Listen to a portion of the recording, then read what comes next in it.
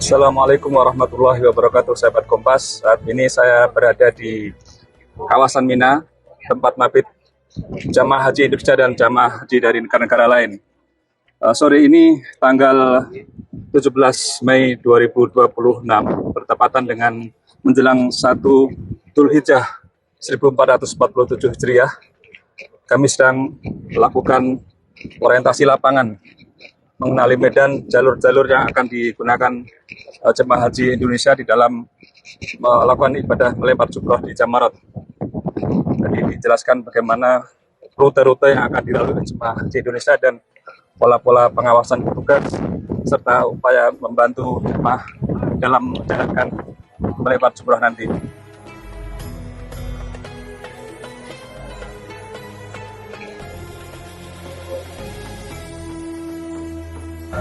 Ini kami memasuki sebuah terowongan yang akan mengarahkan jamaah haji menuju tempat melempar jumroh di Jamarat.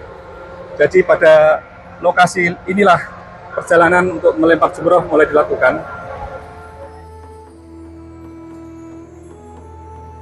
Ini terdapat beberapa titik bagian eskalator yang sore ini tidak berfungsi karena memang belum dimulai.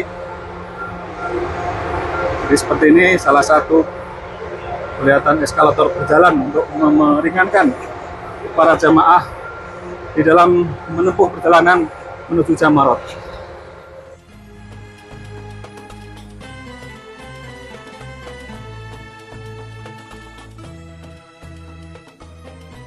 Di depan terdapat papan penunjuk arah, di sebelah kiri King Fahd Road, kemudian di tengah Jamarat, di sebelah kanan adalah Floor. Dalam perjalanan menuju terowongan kedua, di sebelah kiri tampak tenda-tenda putih yang di hamparan Mina. Seperti ini pemandangannya. Di waktu sore hari sangat indah sekali. Tenda-tenda putih yang akan menjadi tempat mabit para jamaah haji tahun ini. Kita memasuki terowongan kedua.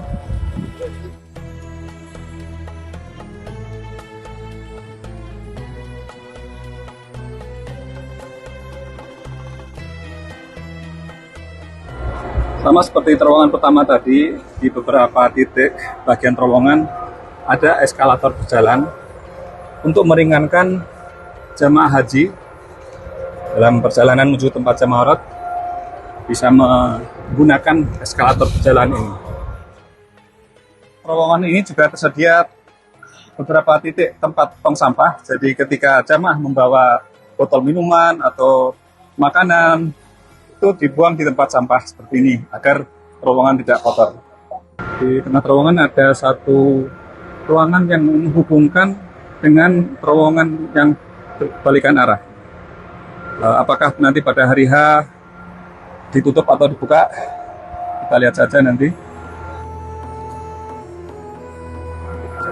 Setiba di mulut terowongan, itu di depan terdapat papan penunjuk arah Jamarat third floor atau Jamarat lantai ketiga.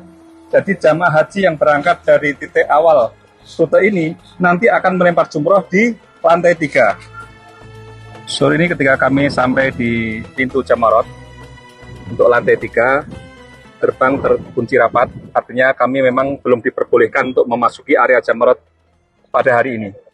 Kami juga memberikan himbauan kepada jamaah yang setelah berada di Mina, jamaah akan melakukan Jamarat yang merupakan rangkaian wajib haji.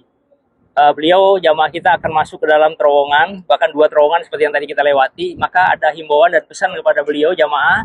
Pertama, ketika masuk terowongan jangan panik, tenang, siapkan fisik dan bawa perbekalan. Nah itu, bergerak jangan sendiri. Saya sarankan dengan rombongan atau ada pendamping. Itu. Kemudian ketika di tengah terowongan terjadi mati lampu, ya, lampu yang kita lihat di belakang ini kan hidup. Tiba-tiba misalkan terjadi mati lampu, karena pernah juga terjadi, jangan panik dan segera mepet ke tembok. Agar apa? Agar tidak terjadi benturan dengan jamaah yang lewat. Nah, inilah pesan-pesan yang penting buat jamaah kita. Kemudian setelah jamaah sampai di sini, kalau merasa lelah, jangan dipaksakan, bisa menepi sebentar, mohon bantuan dari teman-teman kita di sini. Di sini perlu diketahui setelah lewat 2 terowongan itu ada yang namanya MCR. Satop sudah membentangkan 5 titik pos di sini, Mobile Crisis Rescue. MCR jalur atas kita sebut dengan MCR 2. Di sini ada 5 titik pos. Pertama pos 1, pos 2, pos 3, pos 4, dan pos 5 di dekat bibir arah mau kembali ke tenda Mina.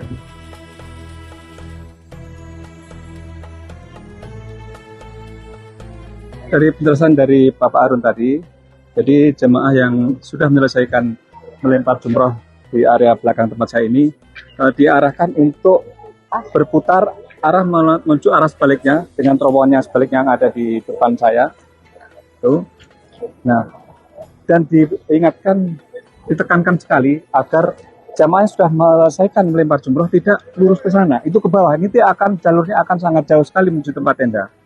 Jadi itu yang salah satu arahan yang harus benar-benar diperhatikan oleh jamaah agar bisa mencapai atau kembali ke tenda tempat asalnya dengan lancar, selamat, dan tanpa kendala yang berarti.